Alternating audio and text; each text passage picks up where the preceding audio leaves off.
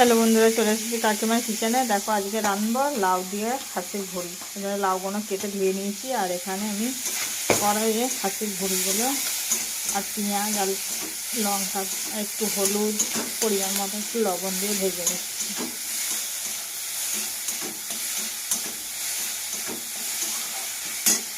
দেখো এগুলো ভাজা হয়ে গেছে। এবার আমি লাউটা অ্যাড করে দেবো।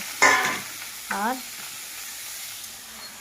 এই মশলাটা আমি শিলনোড়ায় পেস্ট করে নেবো, আদা রসুন আর সর্ষে।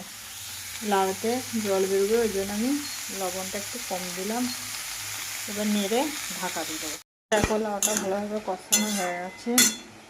এবার আমি বেটে রাখা মশলাটা এর সঙ্গে অ্যাড করবো।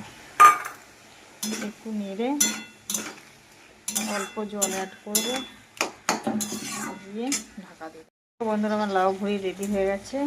এবার একটু ধনেপাতা দিয়ে এটাকে নেড়ে নামিয়ে দেবো। দারুণ সুন্দর সেন্ট উঠেছে, খেতেও ভালো হবে। তোমরা এইভাবে বানিয়ে একদিন খেয়ে দেখো, আমাকে কমেন্ট করে জানিয়ে কেমন হয়েছে। দেখো আমার পুরো রেডি লাউ ভুড়ি।